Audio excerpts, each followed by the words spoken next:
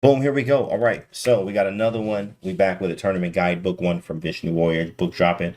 Obviously, next year we got a lot coming, and it's gonna be nice for y'all. So today's game right here is Boris Spassky versus David Bronstein, guys. Now, what this one is development, right? Developing pieces or development before taking material.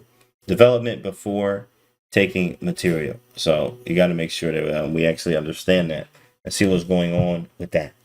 Right. Today's game is 1960. Boris Spassky with white, David Bronstein with black. Let's check out the game.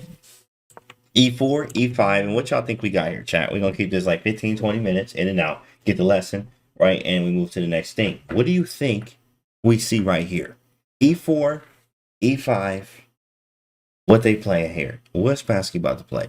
Anybody know? Anybody know? Spanish, okay?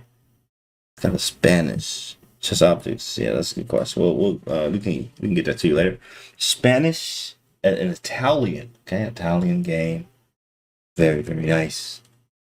The Italian 1960. Yeah, this Spassky. Don't cry wolf. Spassky. Right, knight f4. Okay, first we're gonna hit Andrew with one of these because he can't even put the knight on f4 right now. Okay, that's okay though. It's okay. Knight f4.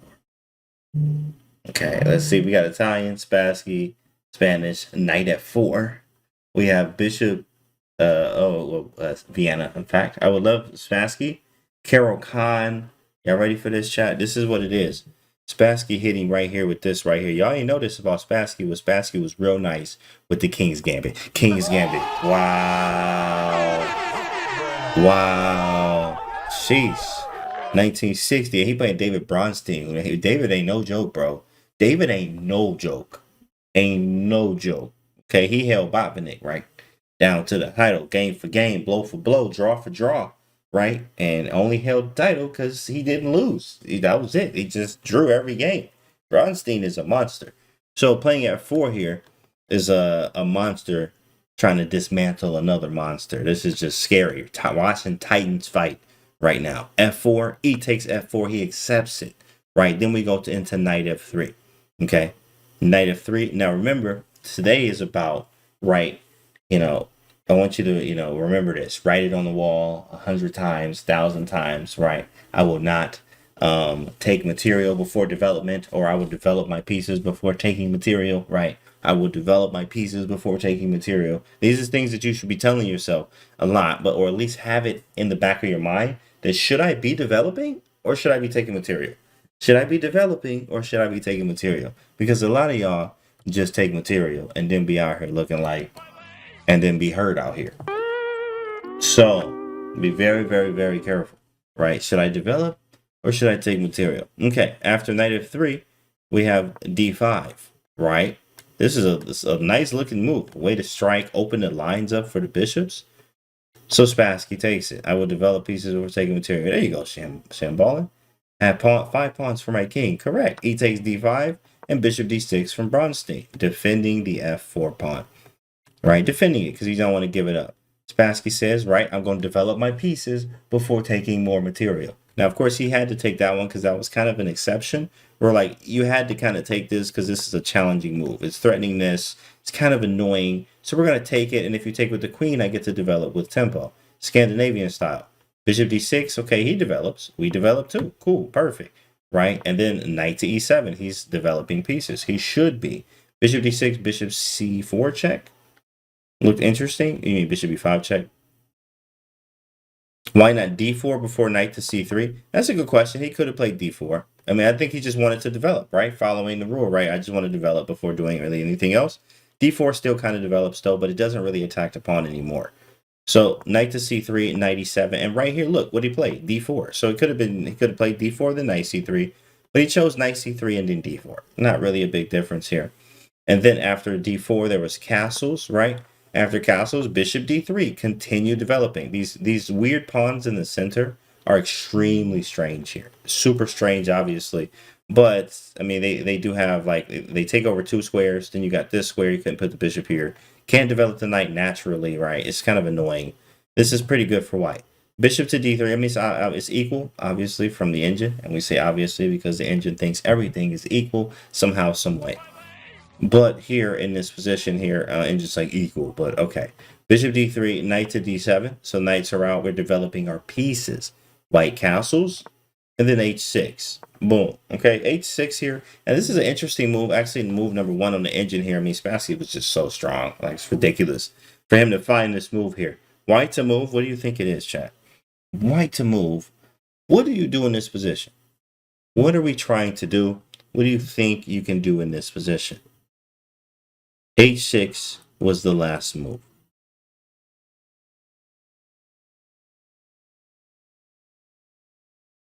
H6 was the last move here. So after H6, right, we got to get our pieces out. I'm sure you're trying to figure out kind of how to do that. But what are we going to actually put on the board? We got to come up with something. Got to come up with something. 94 from Bleeder 84 says bringing the knight and putting that boy right here on E4. Any other choices? Maybe a rook E1. Maybe an H3. Bishop E4. Someone from the chat. Knight H5. So that's knight H4, you mean? Maybe for some knight F5 action. What's up, Turbird? What's good? See Turbird in the chat. Yeah, knight H4. Okay, knight B5 is another one. Somebody's thinking about that. B3, maybe try to fin shadow the bishop here. I actually like knight E4 as well. Correct. In fact, knight E4 is the move. That's the move. Look at him, big fella. I see y'all out here. Knight E4, right? Giving back the pawn, right? You can give back material when you're up material, right? So in a way. So I'm going to give it back, a little bit here. It's not really up, right? 3, 6, 7. 3, 6, 7. Yeah, so he's not really up, but he wants to kind of sacrifice this to put this knight here. Obviously, maybe damage some squares or swing the knight over to this side of the board. You can also take on d6 and threaten to take on f4 after removing the knight from d5 via c4. So after knight takes d5, c4 does happen, threatening a c5 and the knight at the same time here. And then here we go. Boom, knight to e3. He hops right in there and says, let's go for it. Obviously, you're forked. You have to take this. So what does he do? He captures it. We take, and now what do we do? Okay, pawn's on e3. This looks super annoying. This pawn is on e3. Maybe the bishop is kind of wide open out here now, and actually what happened in this situation, let's make a few moves. In fact, c5, a bishop to e7, right? c5, bishop e7. Now let's put it back on you, chat. This pawn is super annoying. Black's development is not existing, right? But it is your move. It is your move. What do we do in this position? White to move. What you trying to do? What are we going to do here, chat? What are we going to do about this one? Many moves you can make. Many moves. Many moves. Queen E1 from Max. I like it. Sip that brain fuel real quick. It's a honey elo. It's a honey elo right there. Sip that brain fuel. So we got Queen E1. Queen E1 hitting the E3 pawn because it's super annoying. Totally understand. 100% get it. Rook E1. Queen E1 is strong. That's quantum. Heavy on a salsa likes rook to E1. Rook to E1 from Madden RL. Knight E5. Swinging the knight into the E5 square. Pretty nice, pretty nice. I'm liking both of these. I'm liking how they look. Sounds pretty good. Sounds like you guys thought about these. This is pretty good. And now, with that being said, right, we're going to turn our attention over here right now to the brain board to talk about this special moment in this game right here. Okay, so when we look at this, right, just because you can't take it, or you can take it, sorry, just because you can take it doesn't mean you have to. So Queen E1, Rook E1, these are moves that we obviously want to make to get rid of this pawn. Just because we can take it doesn't mean we have to. We always have to check to see if you have something else. Check to see if development is better than taking material at the moment. Sometimes taking the material is actually better, sometimes. But sometimes maybe check to see if development is better than taking the material in that moment. Right? Okay, here we go. This is what Boris Spassky did. You obviously can play Queen E2, Queen E1, and Rook E1. Here's what Boris Spassky did. And he actually played the #1 move on the engine here, which is bishop to c2. Bro, this man was dumb strong. Reason why he was a world champ. Okay, bishop c2. This move says that, you know what? Yes, if I go after the pawn like rook e1, queen e2, queen e1, he plays knight f6. Right? He plays knight f6 because what is going to happen here is after knight f6 and then we take, he gets the trade off. And yes, this seems cool, but the attack that he wanted, which this is still very nice, still looks very nice for white here. I mean, like, I'm almost about to be able to sack. Your precision in defense has to be immaculate here. I feel like I'm about to sack everything I own and mate you as white here, right? It's just literally feeling like that.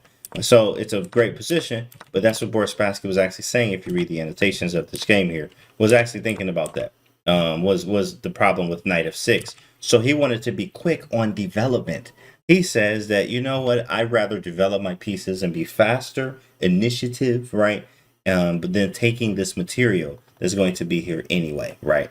That's very, very strong stuff. Bishop to c2 and then rook to e8. After rook e8, queen goes to d3. And you thought that y'all saw the end of this. You thought that this game was as spicy as it was going to get. And then e2 happens from David Bronstein. Both of these guys are tacticians at his finest. It's white to move here. It's about to get crazy. Let me put this in the chat right now because it's about to get crazy. It's white to move. What do? E2. E2 is on the board. What do you do in this position? Knight e to g5 from Don't Cry Wolf. Perry Gliss, thanks for the follow. What do we do about this? E2, he just hit you with E2 hitting the rook. Your rook's hanging. Hey, hello, hi, are you there? Bruh. Your rook's hanging. At the chess club, here we have on the way development is a chance to attack first. Nice, Jeff O. Panic. Okay, that's one of them. Oh, you have it on the wall. Let's go, Jeff O. Knight f to g5, rook e1 from Martin CM. Shokaras, thanks for the follow. I see knight f to g5. So 2 for knight g5, 1 for knight f6, 3 for knight f6. We got 3 knight f6s and a knight f to g5, and we live. All right, chat. Y'all ready for it? Here it go. Here it go. Okay. Knight f6. Oh my goodness. Jeez. Wow. That move is 100% garbage. That don't work. Get the man off the board. Garbo. Start a new one. Knight takes f6. Sheesh, not even a move. That's not a move because that's not mate. You can't do anything. I just took this, right? Thank you very much, and you're still losing. Your rook's still hanging. Try again. Try again. Doesn't work. All right, for my knight e to g5ers. You know. All right. Okay, I see you. I see you. Great stuff. Great stuff. You get a garbage. And then, a knight after g5s. Hold on. You get one. All right. Oh, man, beautiful. All right, it's a great day. You know, you get a garbage. Everybody gets a garbage today because it's not working. It's just not working. We're not seeing anything. After takes, knight takes g5, bishop takes g5. You can check me if you like. Queen h7, king f8. I'm out the way. Have a nice day. Chat king here. Oh, this looks crazy. It looks fun. Looks are very deceiving. Knight e5, rook takes, boom. Watch this. I mean, this is nuts right now. Bishop f5 check, king c6, and I'm running away. Believe it or not, in this position, black is actually winning. Queen takes, rook takes, right? And I can play bishop e3 check, or I can even take on f5 and have the 2 bishop versus the rook. This game is nuts. Ridiculous. Bruh. It's ridiculous. This game can be analyzed so deeply. So after e2, knight g5 don't work. Knight g5 don't work. Knight f6 don't work, right? Queen 8 takes e2 is a move you can make. But here's the move is what Spassky played. And right here, this is just ridiculous, guys. It's knight to d6. Oh my goodness. This man put the knight to d6. And believe it or not, what you think the engines say right now? What you think the engines say this is? Anybody got a guess what the engines say right now? Guess. Just a wild guess. What you think the engines say in this position? Black is winning. Okay. All right. TK Apprentice. There it is. Zeros. I can't make this up. Every move right now. All 3 moves are zeros. Bishop takes d6. E takes F1, right? Zeros. E takes F1 queen, zeros. E takes F1 rook, zeros. E takes F1 bishop, zeros. This is ridiculous. So knight to D6. This is insane. This is the craziest thing I've ever seen, right? I mean, one of the craziest sacrifices ever. Right now, let's take a look. If bishop takes D6, right, you have check, which this is really kind of crazy. Here, and then you can take here because it's threatening mate. So then obviously throw in the check, rook takes, and then after pawn takes, you have this crazy attack here. Queen check, and it's all up to, oh, obviously not G8, that's blocking with your whole face. Here, queen takes G7, and you have this. You also have rook E1, and then knight E5, then queen takes. And we don't know what's about to happen here. We don't know what's about to happen, but that's because of perpetual, right? It's zeros and it's equal because of perpetuals and things that can happen. This is very messy, and this is what Grandfather Tao says, is actually take your opponent into the deep dark forest where 2 + 2 = 5, and we live. That's what he says, right? So this is one of these kind of positions like that. That's what it feels like, right? This is why it's so crazy. Like, it's insane, all the tactics they can, it's almost impossible sometimes. And that's why it says take them into the deep dark forest where 2 + 2 = 5, right? What this means is like you can't calculate all these variations sometimes as a human, or at least if you try to, you're gonna burn out, or a lot of times you use a lot of time and you end up blundering anyway due to the time trouble. Knight to D6 is an insane move, right? And you know what David Bronstein did here, as strong as he was fighting Bot Vinnick, you know, all the way to the finish here, is playing a move like this. He played knight F8, and he said, I don't want no trouble.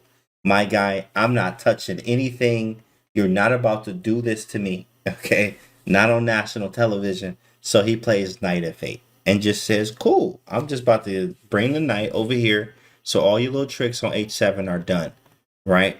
Okay, it's white to move. It's on you, chat. What do? Do we take on E2 now? What about taking the rook, right? Your rook's still hanging. You can't play H7 anymore. Right, that was actually a star move. Look at the defense, right? It said, go ahead, take the rook. I took away your best check. That's what you wanted, right? And your rook's still hanging. What do you do about this? What do you do? What do you do now?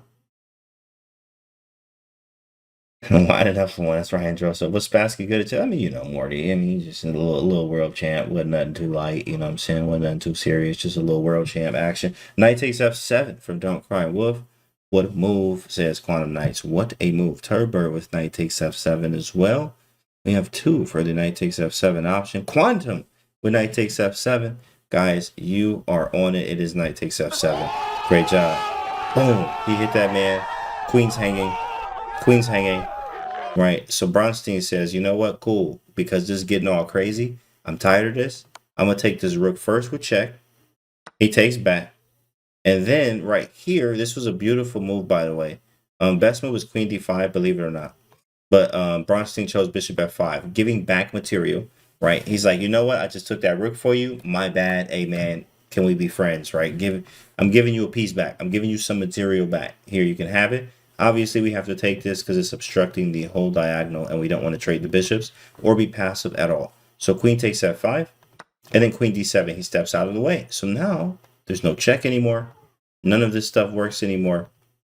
He's also threatening to trade queens. Obviously, we don't want to trade queens, so he moves it, and then bishop to f6. Right. And you guys already said this, knight e5, so we're going to put the knight on e5 because you guys are right. This time is the time to put the knight on e5. Black goes queen to e7. Right. Okay. Queen e7. This is a position for you now to look at it in this position here. As white developed all the pieces, we got knights all looking crazy, all in the crib here. Okay, queen, rook, everything's concentrated over here in this side of the board. Black is still yet to develop the last piece, and this knight undeveloped himself just to try to defend the position. White to move. What do you do now? What do you do now? What did Bronstein get by sacking the bishop? Yeah, just probably a little bit more play, in fact. I mean, just getting the bishop out, maybe getting the rook over as well, and slowing him down slightly. Knight takes h6, says Quantum. Bishop to b3 from J-Dub. Knight to g6.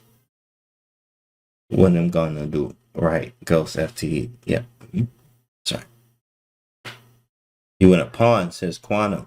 Knight takes h6. So he's saying knight takes h6. Knight g6. We have bishop b3. In fact, the move is indeed bishop to b3. Great job. Bishop b3. Boom. This should be 3. Nasty move.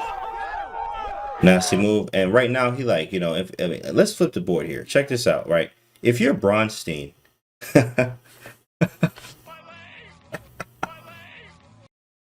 look at this position, bro. If you playing white here, first off, you really hoping nobody is watching next to you. Like for tournament players, for real tournament players, they play at the board and people are next to you. The worst thing is to be in a situation like this where you getting smashed and they sitting here looking at your game, and I'm like looking at them like, bro, don't look at my game, bro. Don't look at my game. Don't look at your game. Look at your game. I've been there before, getting worked at the board, and you like, bro, please don't nobody watch this. Don't nobody watch this. This is getting bad right now. This is getting real bad. So what does he do? He takes on e5. Like, what would it, bro? There's too many pieces. I don't even know what to calculate. I don't even know what to do anymore, right? And bishop takes e5, so he takes it. He just takes it. So let's flip the board right back. He just takes it, and then of course knight takes e5 with check, hitting with the little tempo, and then king h7. And when this next move, he resigned after this move. White to move. What do we do? And now I'd offer a draw. Sit there. You want to draw, bro? Right. Now, if he like stares at you very uncomfortably, or like if you put your hand out and he smacks it away, you should be okay with that because of your draw offer in this kind of position like this, you know. Bruh. Right. So king h7. Queen f5, and it's a wrap. Says queen. It's a wrap, he says. Queen f5. Queen f5 from Madden RL. Okay, very nice, chat, very nice. Queen e4 was actually the better move. Queen e4. And the reason for it, Queen f5 still wins, but Queen e4, can anyone tell me why Queen e4 is better than Queen f5? Anyone? Why is Queen e4 better than Queen f5? There's one answer. One answer. Open file. Correct. Ghost for the win. That's right. It's for the file. The rook opens up. So if g6 happens, I sacrifice. And if you go king h8, I do the same thing. I sacrifice. Look at this beautiful thing. Right, rook takes. If you take either way, it's knight g6. Doesn't matter. Queen takes, knight g6, right? And then look at this mate. I mean, look at this. Oh my goodness, right? Sheesh. Ridiculous. Ridiculous mate there, right? It's a very nice sacrifice. Queen f5 still works, just takes longer. Queen e4 is automatic.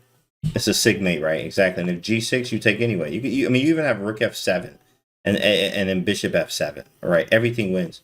Everything wins. Lulu girl, thanks for the follow. Takes. And then queen takes or rook takes. It doesn't matter. Here, splitting. Right. Queen takes h6. Queen h7, knight g6 mate. I mean, look at this mate. Gross. Disgusting. Disgusting. You know what I mean? Right. This was nasty here, guys. I hope y'all learned today from this one about development. Right. Try not to take material all the time. Can I develop? Is it better to develop, or is it better to take this material? Make sure you ask that question, and make sure y'all subscribe to this YouTube too. And we'll see y'all on the next one.